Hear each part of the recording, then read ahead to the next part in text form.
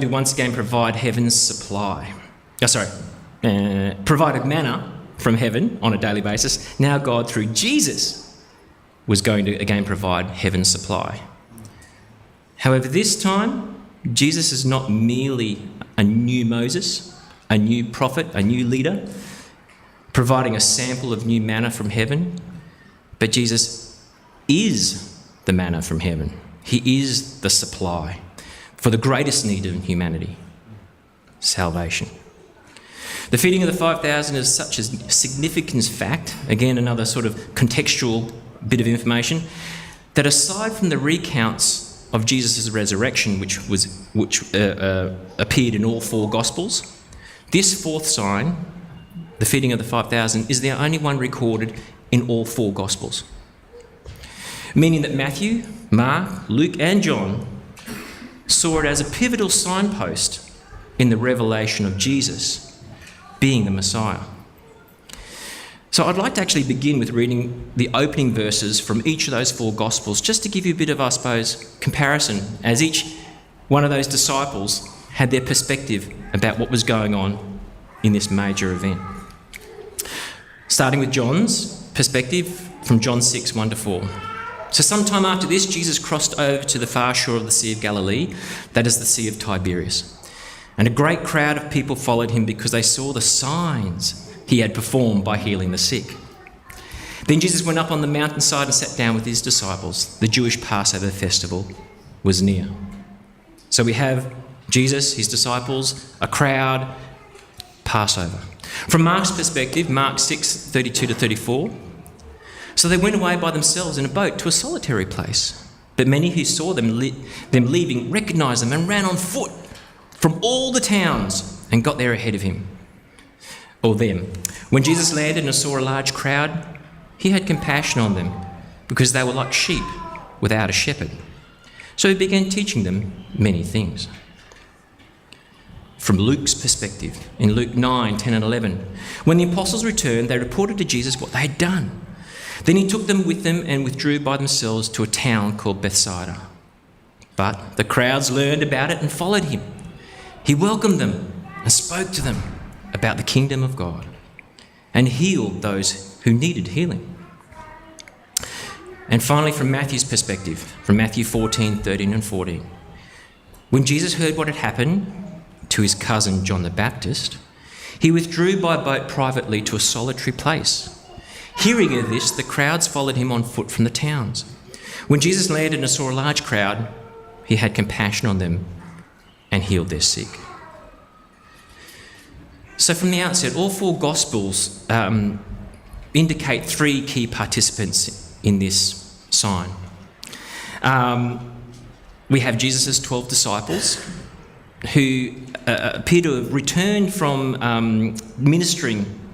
I think Jesus sent them out previously and they were ministering around. They've come back to report to Jesus, like, let's have a huddle, let's get together, go team, what's the next steps? Tell us what's happened out there in my name.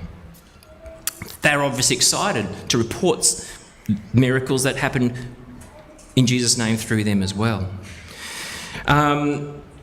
We have the crowd, of course, 5,000 men, as well as women and children. Some historians put the total number between, say, 15 and 20,000 people, which is a fair few people.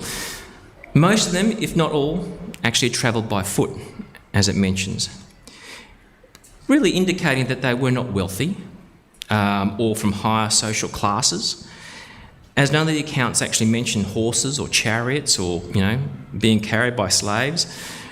These were common people of modest means and lifestyles. Real people with real needs, real problems. But now with a hope in their hearts burning brightly.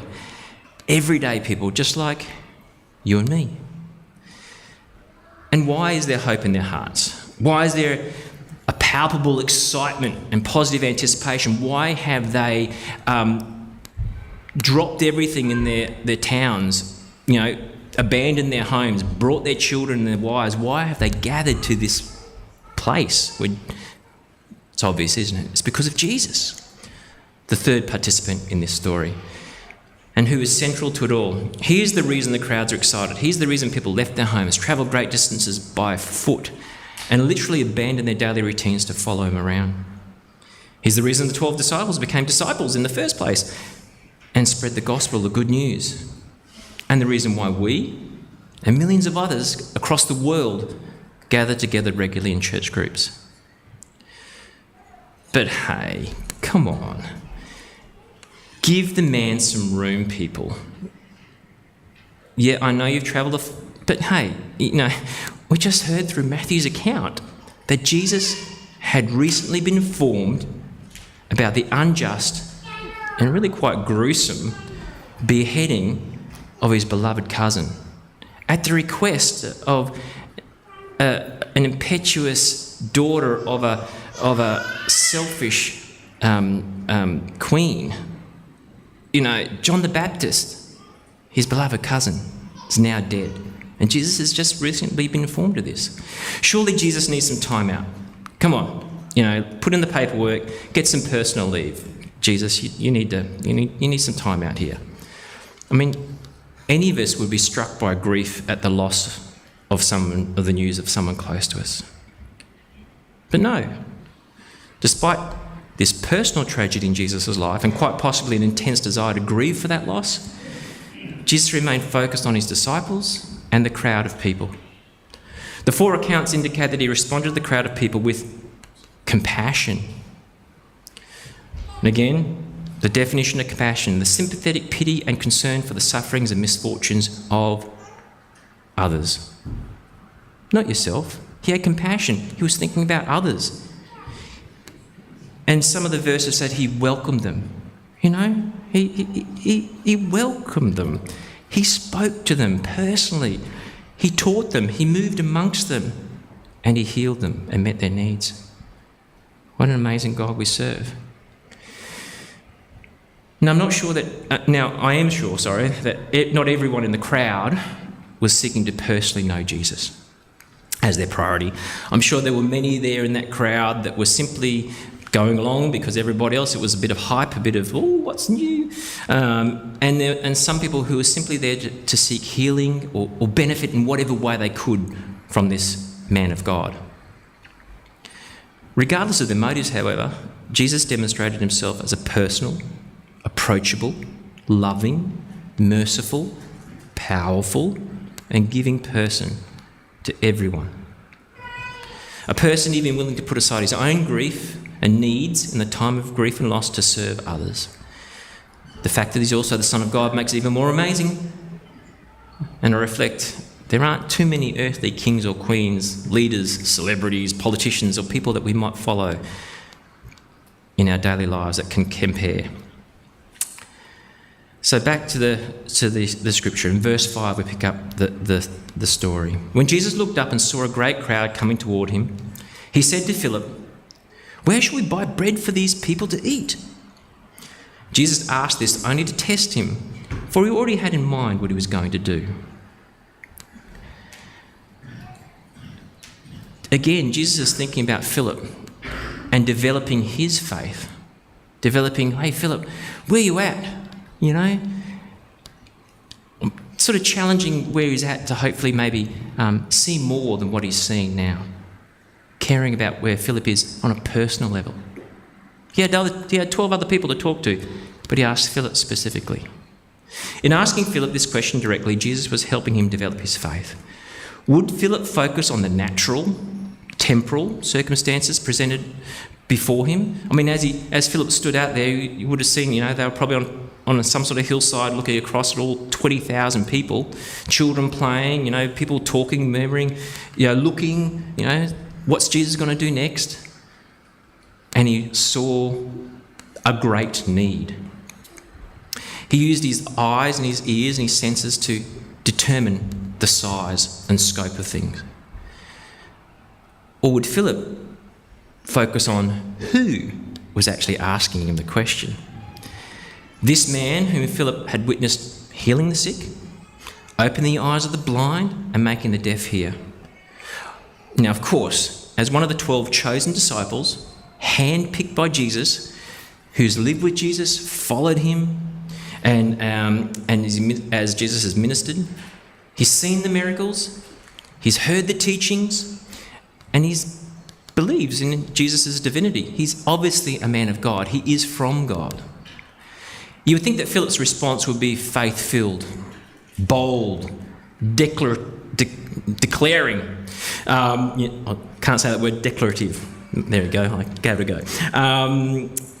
Perhaps something like, a bit like channeling, thinking about Charlton Heston in Moses. "O Jesus, Lord of heavens and the earth, nothing is too great for you. You are the Alpha and the Omega. And just as you provided for our ancestors through Moses and delivered them from the bondage of Egypt, you can provide manna from heaven once again. Simply speak, O Jesus, and it will be done, as you are the Jehovah Jireh, our provider." Could have gone like that. But in reality, it sounded more like this as we pick it up in verse 7. Philip answered him, it'd take more than half a year's wages to buy enough bread for each one of them to even have a bite. Philip, the Son of God, Philip, the Son of God, the creator of the universe, Philip, the Alpha and the Omega, Philip. He stands right before you. I mean, well done on your mental calculations, obviously well done, but the one who created and sustains life and established the laws of science and biology, who put the planets in place and the stars and directs the seasons, but is not constrained by anything. He's here right now with you.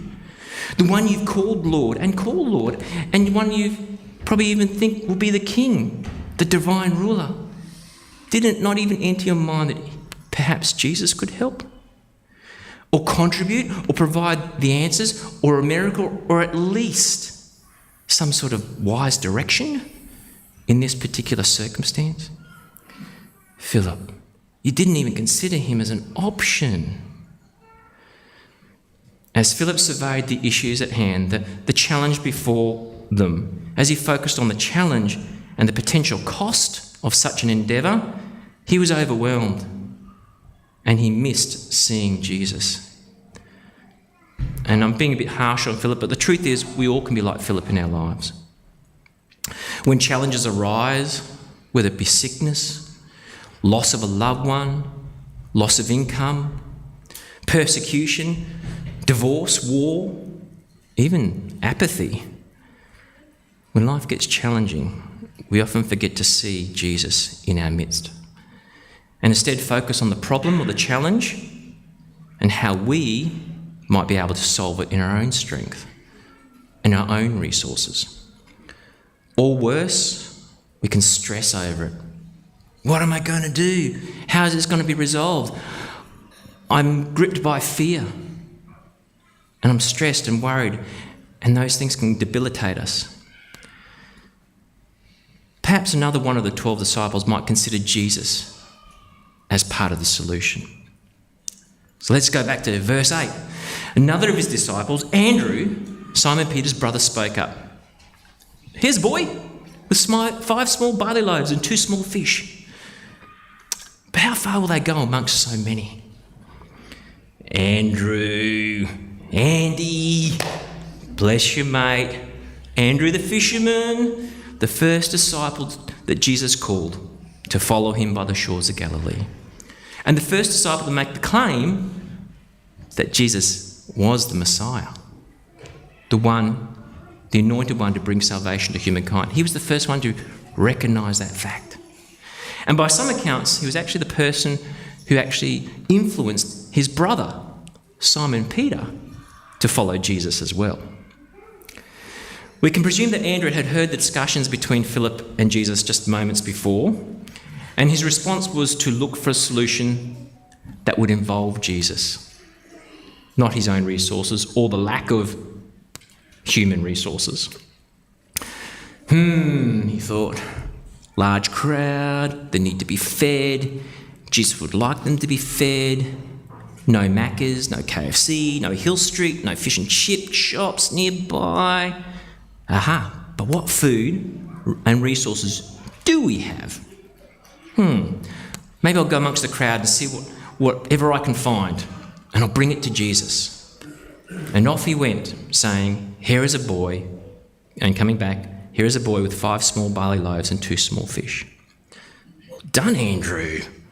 A great step of faith, not just from you, but from the little lad as well.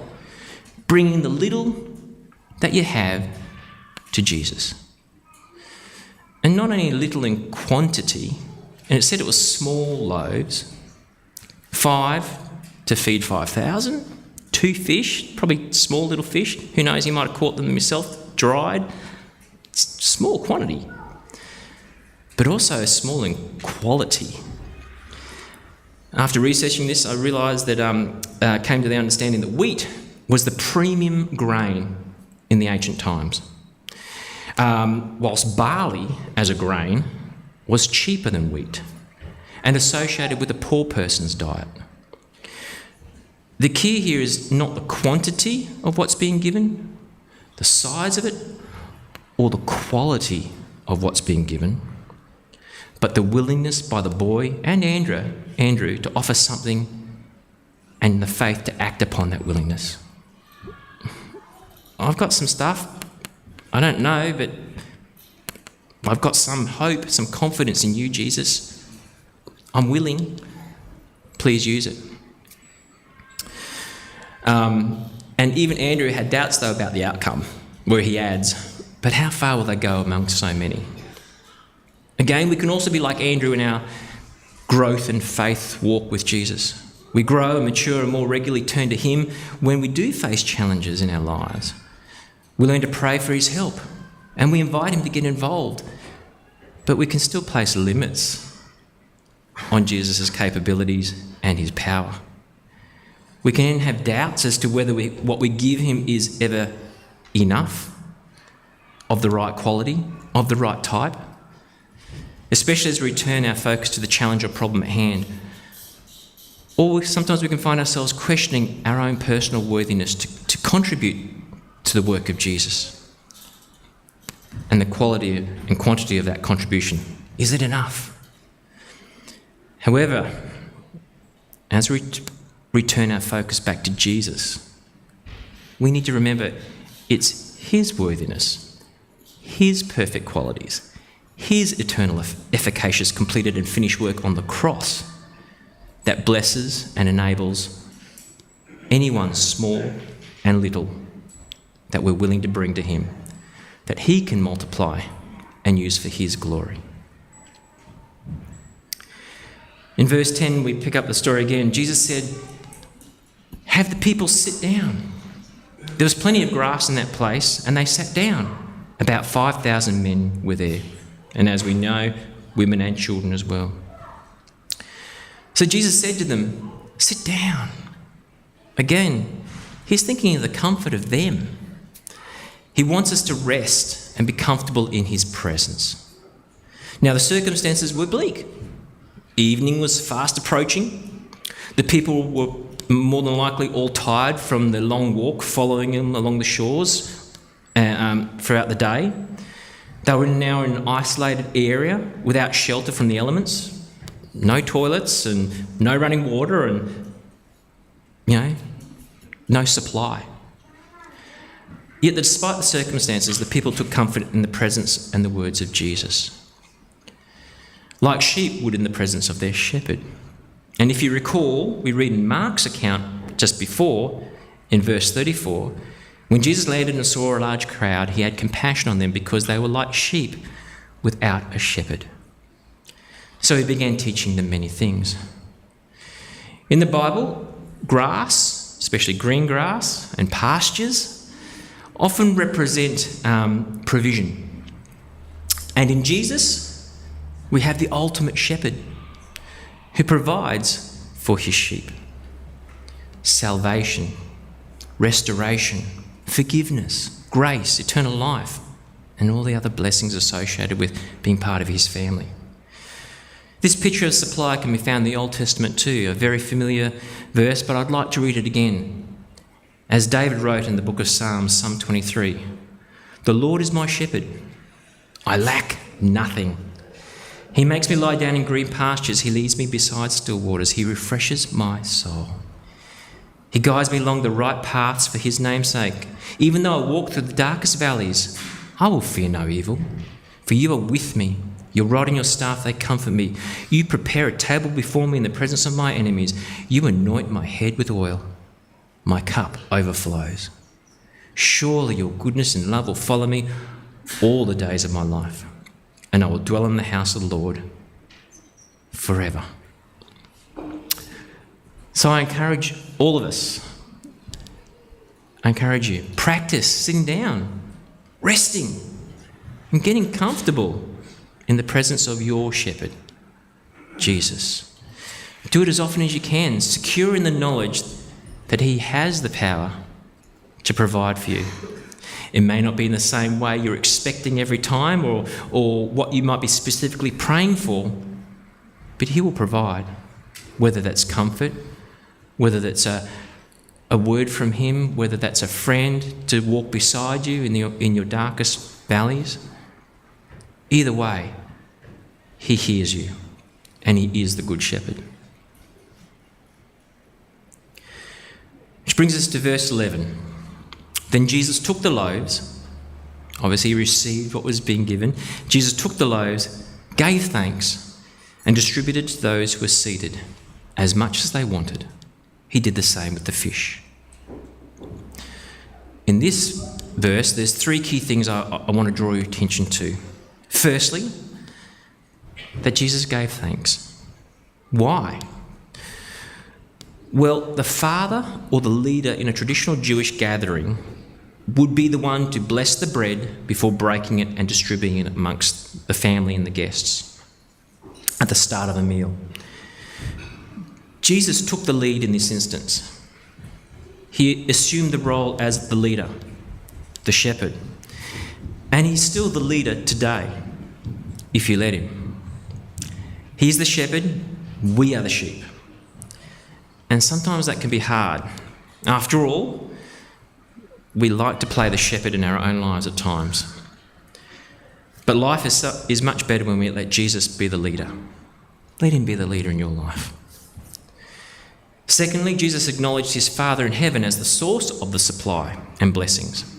In the other three Gospels, John doesn't, he says he gave thanks, but in the other three Gospels, the authors each write, taking the 5 loaves and the 2 fish and looking up to heaven, he gave thanks and broke the loaves. It's clear human solutions and human power alone are inadequate and insufficient to feed the crowd or overcome challenges or work through problems and go through the dark valleys. But in the power of God, there's always sufficient and adequate supply to fulfill his purposes. And my prayer for all of you today that, and for myself, Lord, that you help us to look to you. Help us to look to heaven as the first response. You know, when you ring 000, you know, what do you need? What do you need? Ambulance? No, I need to speak to God. That's my first response. God, whether it be small or overwhelming, he wants to be involved. Let him be involved. Make him your first response. Look up to heaven and give thanks for his answers, his direction, his wisdom, his blessings, and his supply. And lastly, in that verse, we also find in the other 3 gospel accounts confirmation there was actually the disciples that performed the distribution of this miraculous supply. It was the 12 disciples that went amongst the massive crowd, serving and sharing the blessings of Jesus to all the others. And what a joy it must have been for the disciples to miraculously hand out food. To see the look on people's faces as food appeared before them and then, where did this come from? And they became living signs. Jesus. Really? Did he do that? Yeah, he did. To share with them the miracle of abundant supply in Jesus, to point them to the source of that miracle supply, the Son of God, who is now sitting in their very midst. How quickly the news of this miracle would have spread amongst those 20,000 people or so, especially since they were eyewitnesses to the event.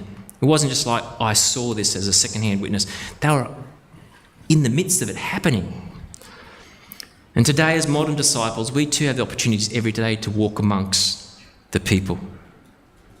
Our families, our neighbours, our workmates. For me as a teacher, the students at school. When you go to the dentist, anyone you interact with. It might be a bit hard to talk. I've never tell you about it. Anyway, to share with them the message and blessings of the good news. That Jesus isn't just a nice guy. That Jesus isn't just someone we go to, talk about on Sunday. That he's the living God. He's the Messiah who brings salvation to humankind. And finally, in verses 12 to 14, when they'd all had enough to eat, he said to his disciples, "Gather the pieces that are left over. Let nothing be wasted." So they gathered them and filled 12 baskets with the pieces of 5 barley loaves left over by those who had eaten. After people saw the sign Jesus performed, they began to say, "Surely this is the prophet who has come into the world." These verses present Jesus firstly as a good host. As was the custom in ancient times and even in our modern times, a good host always has more than enough food for the guests, ensuring a surplus at the end of a meal. You don't want people going, "Oh, that was lovely," and then they go home hungry still. Jesus is a great host. Secondly, it represents Jesus as a good steward. Because sometimes we can have surplus in our lives, and with that surplus, we squander it. We put it in a shed or a drawer, and it sits there. Or we get educated and learn things and park those things. Not Jesus. Yes, you've got extra, but what's the extra for? Let nothing be wasted. As nothing was to be wasted, we don't know what the 12 baskets of food that the 12 disciples collected, how they were deployed afterwards. But I think knowing who Jesus was, it would have been used to bless others, I'm sure. It wouldn't have been wasted. And lastly, we find that people beginning to read the sign that Jesus performed. Remember, this is the 4th sign out of 7 signs that John was saying points to Jesus as being the Messiah.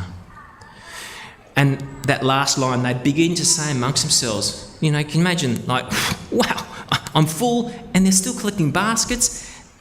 And they've told us it was Jesus, and we've seen healings, and minds blown. Faith pumped up. This guy is maybe not the Messiah. Surely this is the prophet who has come into the world. They're on the journey. I'm not being critical. They're on the journey. They're up to the 4th signpost. They'd never been to the destination Messiah. They didn't know who he really was or was going to be. But at this 4th signpost, they were starting to get a bit of an idea. Not only was Jesus from God and doing God's work, but let's put the label of prophet on him. The thing is, there'd been many prophets. John the Baptist was a prophet. Many prophets before him as well in the Old Testament, which was great. You're reading some signposts. You're recognising that he's from God. But as stated at the beginning, the purpose of the 7 signs in John's Gospel is that you may believe that Jesus is the Messiah, the one who was anointed and been chosen to bring salvation to humankind. The 5,000, they didn't arrive that day at the ultimate conclusive destination in believing that Jesus was the Messiah. However, as I said, they were on the right path in recognising at least that Jesus was a prophet of God. And with another 3 signs to go that we'll explore in the weeks ahead, I'm pretty confident there are many who are going to reach that ultimate destination as they get to that final sign and they had that revelation of who Jesus is. You know what? Just like Andrew had. He is the Messiah. Hang on, he's the one. In fact, I'm absolutely sure of it, that they're going to read the signs correctly and get that revelation. Why? By the very reason that we all sit here today, 2,000 years later, declaring as the body of Christ that Jesus is the Messiah, the one and only one who is anointed and chosen and has the power to meet our greatest need as humanity, to bring us salvation and all the wonderful things that come along with that. Let me pray for you. Father, we thank you, Lord, that you created the heavens and the earth and you gave us Jesus. And Jesus, we thank you that you are the living Messiah. And Lord, you have brought salvation to us. As we rest and we sit in your presence, comfortable in the knowledge that you are who you said you are, we thank you for your gift of your life, your gift of your example. And Holy Spirit, we just welcome you afresh in our lives. Continue to reveal who Jesus is and how we can be part of your purposes. We the sheep following you, our wonderful shepherd. Amen.